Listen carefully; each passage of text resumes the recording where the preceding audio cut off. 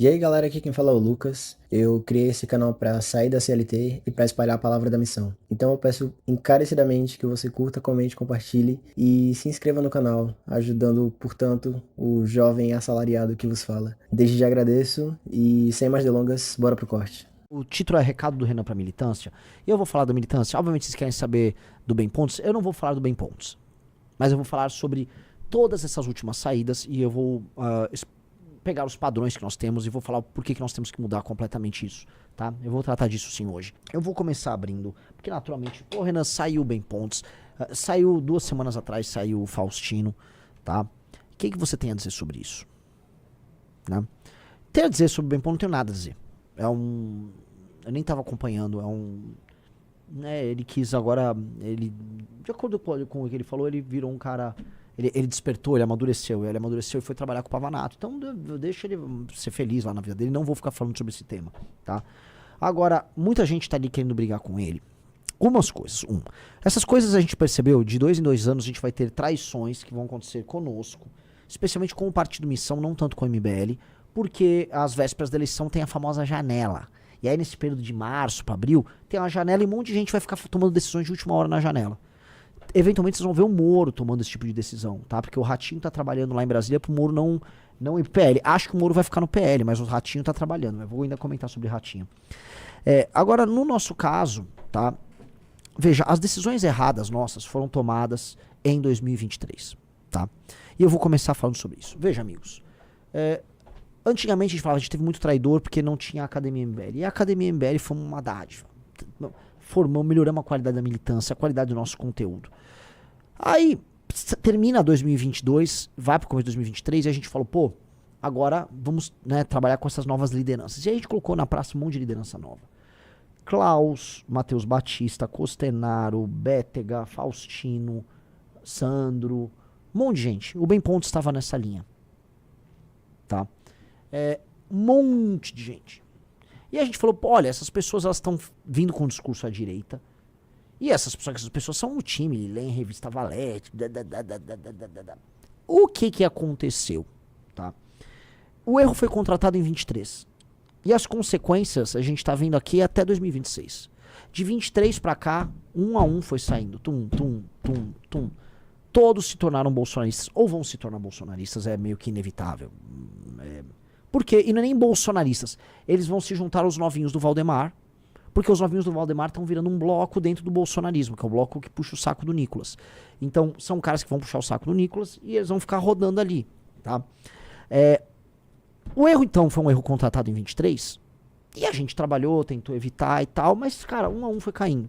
O que a gente teve, o primeiro a cair foi o Bétega, aí vem Klaus, aí foi Costenaro, aí Sandro, aí Faustino, agora o Bem. Tá? Eu quero colocar aqui um ponto, tá? Eu não acho que haverá mais. Quando eu falar pra vocês em lives, a lista, vai ter mais traições. Já tava avisando pra vocês, vamos ter mais traições. Eu não tem mais nada, né?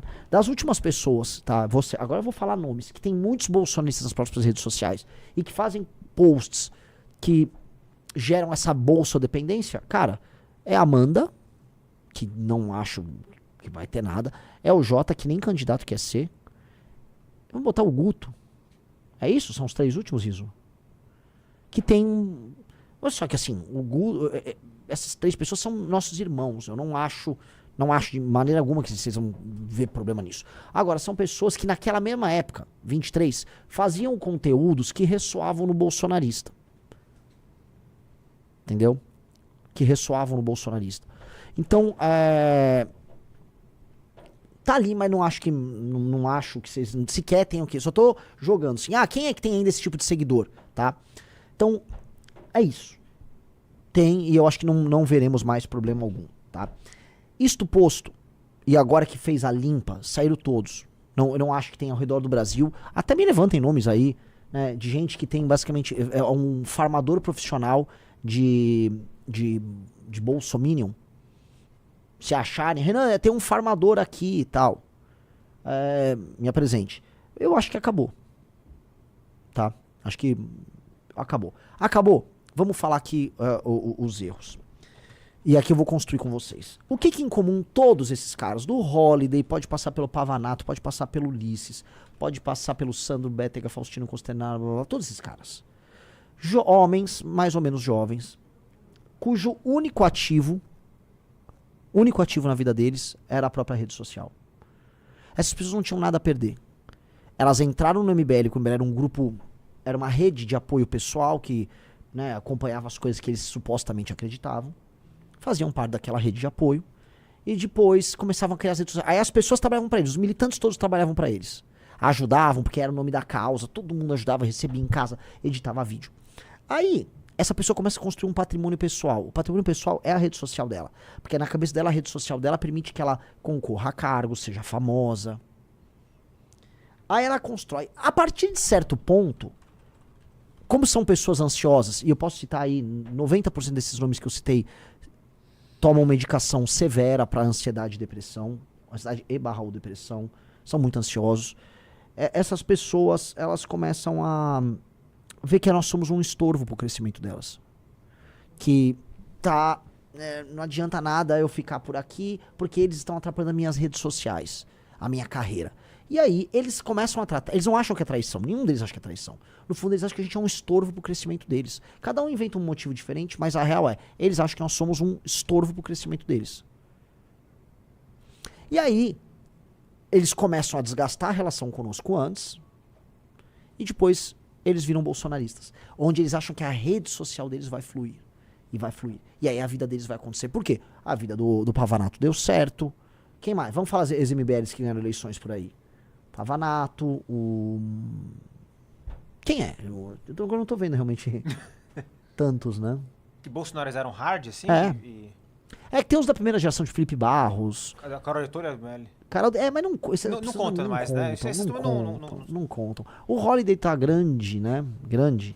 Mas ele Ele não disputou eleição depois. Então eles veem o exemplo do Pavanato e eles falam, pô, é por ali. Tá?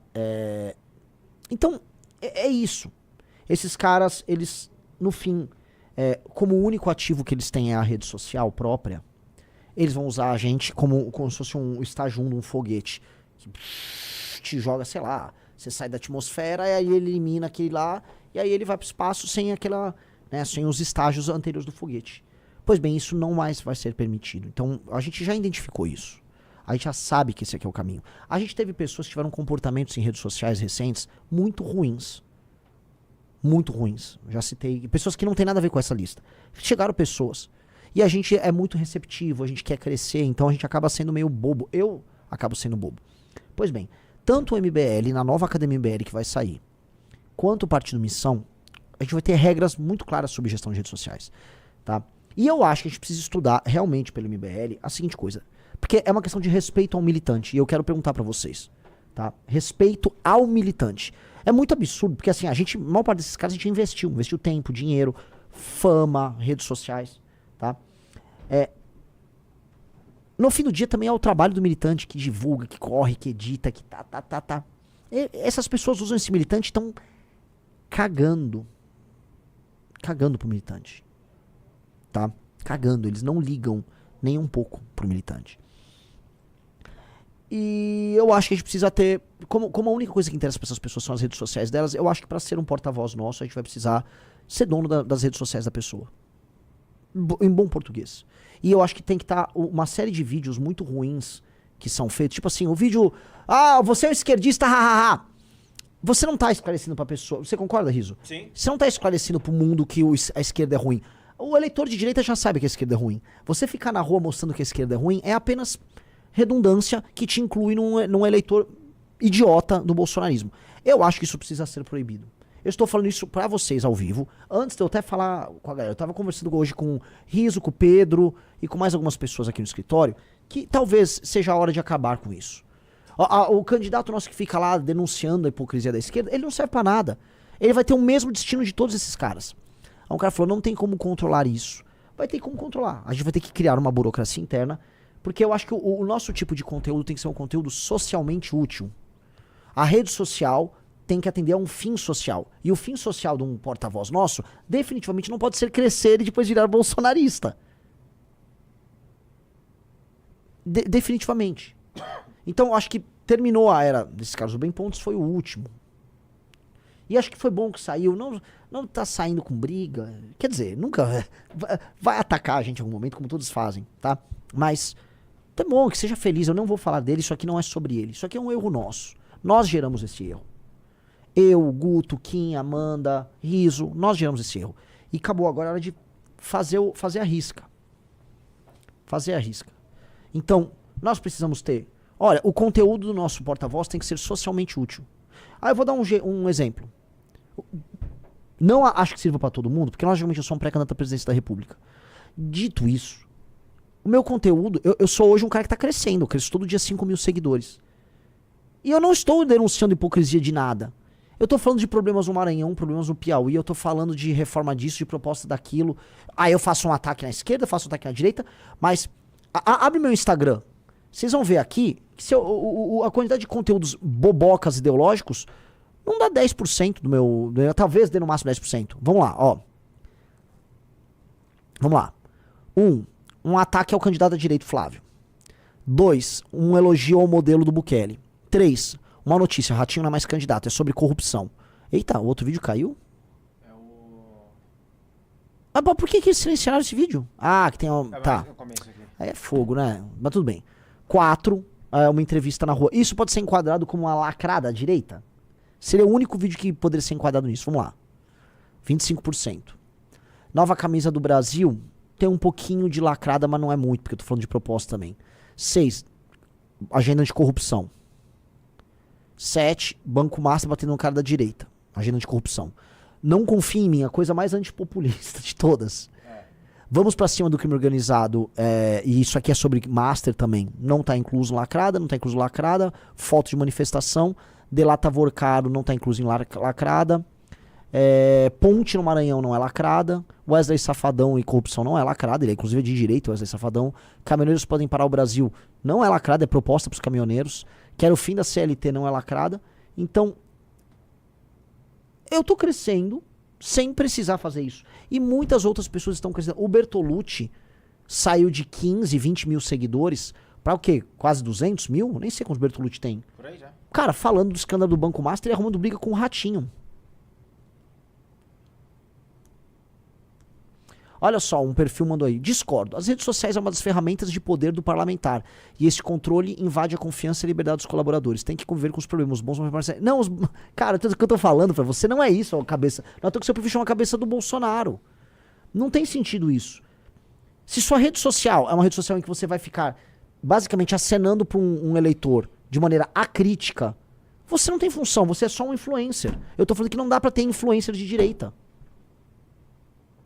Eu acho que vale a pena controlar. Eu acho que se você entrar agora lá na turma do PT, se eles ficarem acenando pro cara do PSOL o tempo todo, vai dar merda no PT. Se você for um cara do Partido Republicano, se você ficar acenando o tempo todo pro Democrata, vai dar merda.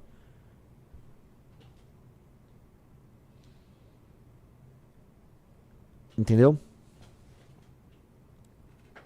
Então eu acho que vamos precisar fazer isso.